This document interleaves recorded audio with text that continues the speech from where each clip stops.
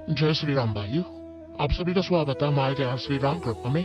अगर आप पहली बार हमारे चैनल पर आए हैं तो लाल कलर का सब्सक्राइब बटन दबाकर सब्सक्राइब करें और बेल आइकन को भी दबा दें जिससे आपको कोई भी वीडियो मिस ना हो। अगर आप हमारी वीडियो देख रहे हैं तो कमेंट में जय श्री राम लिखना ना भूलें। दोस्तों, एक हमारे भाई थे जिन्होंने कमेंट करके बोला था कि क्षेत्रपाल महाराज की साधना के बारे में बताइए, पूजा विधि के बारे में बताइए।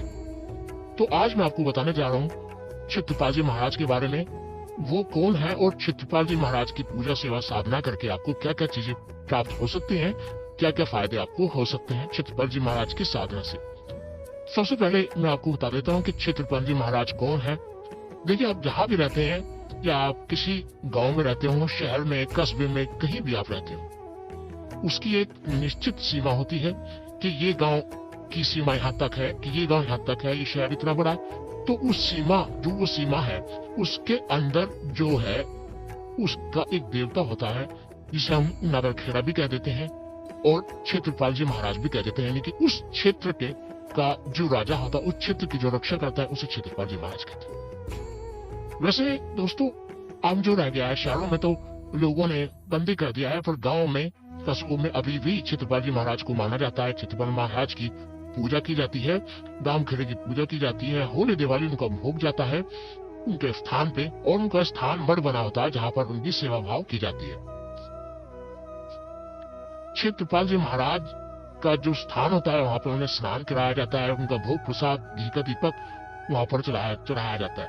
और क्षेत्रपाल जी महाराज की अगर भूमिका की मैं बात करूँ तो इनकी अहम भूमिका है, जब भी कोई दुख, ऊपराई कोई दिक्कत होती है, भूत प्रेत, जिन मशान कुछ भी है, या किसी भी कुछ करा दिया और वो उस क्षेत्र के अंदर है, उसका अगर उस क्षेत्र के अंदर है, तो जब वो चीजें अंदर घुसती हैं तो क्षेत्रपाल जी महाराज वहां पे उसे रोक देते हैं। अगर वो क्षेत्रपाल जी महाराज के पास जब जाती है तो पूरा विवरण उसे देना होता है क्षेत्रपाल जी महाराज को कि वो क्यों आई है, क्या कारण है, किसके घर जा रही है।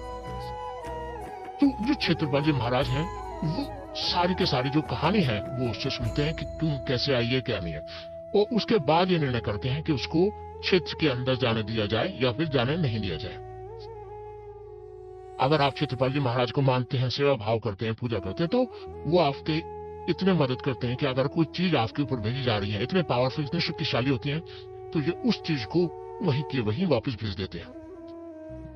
एक तरीके से आपके क्षेत्र के चारों तरफ एक सुरक्षा घेरा बनाए रखते हैं क्षेत्रपाल जी महाराज। जो आप सब सो जाते हैं उस समय ये घोड़े पे सवार होकर आपके पूरे क्षेत्र में राउंड लगाते हैं, चक्कर लगाते हैं, जिससे कोई भी दिक्कत, कोई भी जो नेगेटिव शक्ति है वो आपके क्षेत्र के अंदर प्रवेश ना करे। तो जो भी शक्तियां अंदर घुसती है आपके क्षेत्र में, वो क्षेत्रपाल जी महाराज के आज्ञा के बिना नहीं घुसती। अगर बाय द वे कुछ ऐसा होता है भाइयों कि क्षेत्रपाल जी महाराज किसी शक्ति को अलाउ कर देते हैं, किसी शक्ति को अनुमति दे देते हैं आपके क्षेत्र के अंदर घुसने की, तो उस समय क्षेत्रपाल जी महाराज थे, उसके बाद उसको घर में घुसने के लिए आपके पितरों की इजाजत लेनी होती है। अगर आप अपने पितरों को मानते हैं, स्थान बना रखा है और आपके पितर आपसे खुश है, तो उस चीज को, उस शक्ति को आपके घर के अंदर नहीं घुसने देंगे। तो ये दो सीमाएं होती है, एक आपके घर की सीमा और आपके क्षेत्र की सीमा। तो जो शुरुआती होती है वो आपके क्षेत्र की सीमा होती है, जहाँ से क्षेत्रपाल जी महाराज रक्षा करते हैं। अब क्षेत्रपाल जी महाराज में कोई भी देवता हो सकता है, जैसे भैरव बाबा भी क्षेत्रपाल कहलाते हैं, पीर बाबा भी क्षेत्रपाल कहलाते हैं, शनिदेव महाराज भी क्षेत्रपाल कहलाते हैं, और भी लोग देवता जो है वो क्षेत्रपाल के नाम से पूजे जाते हैं। यानी क्षेत्रपाल तो क्षेत्र के नाम पे उनका पड़ा है, बाकी नाम तो उनका होता है। अब जैसे हमारे गांव में जो क्षेत्रपाल जी महाराज वो है पीर बाबा, करक्षक पीर हैं, जो कि सफेद घोड़े पे चक्कर लगाते हैं, और उनका जो स्थान पहाड़ में बना हुआ है, वहाँ पे हमारे जो गांव के लोग हम पूजने के लिए जाते हैं, लोग भक्ति उनका सेवा पानी जैसे भी करते हैं, नहलाते हैं, धुलाते हैं, वो हमारे गाँव के लोग करते हैं, जिससे कि हमारे गाँव में कोई भी आपदा ना आए। तो ये विश्वास है कि वो मानते हैं इन चीजों को। अब मैं आपको बता दूं कि देखिए, कोई भी जो क्षेत्रपाल जी महाराज की सेवा है, भक्ति है या फिर साधना है, ये आपकी 21 दिन की साधना आपको करनी है।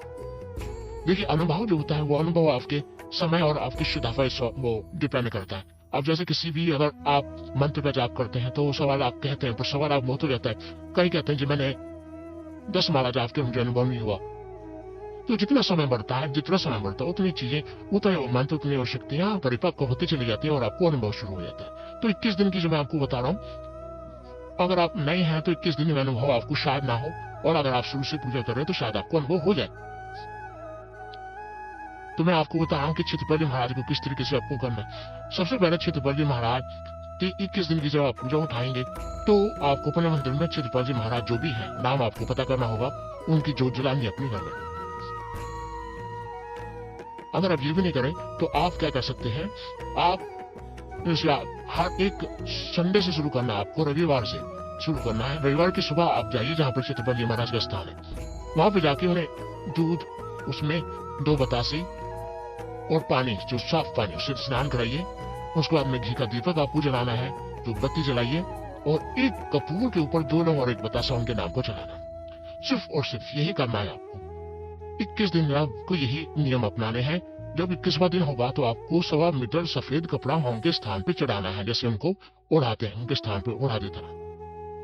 और जो मंत्र मैं आपको बता रहा हूँ, एक ऐसा मंत्र है, अगर आप इस मंत्र का जाप करते हैं उस समय जब आप उन्हें स्नान करा रहे हो, पूजा विधि कर रहे हैं जो उनकी, तो आप इस मंत्र का जाप कर सकते हैं।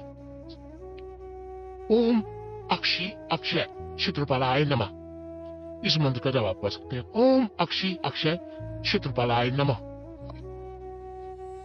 इसकी आप कोई ऐसे नहीं कि एक माला आपको करने, आप पढ़ते इस मंत्र को आप उनकी जो आप स्नान कराना है या जो जलानी आप कर सकते हैं। तो आप देखेंगे जब 21वां दिन होगा आपको, ये वैसे तो जो अनुभव होता है वो 11 दिन के बाद शुरू हो जाता है, पर फिर भी वो आपकी भक्ति भाव पे जो है वो डिपेंड करता है।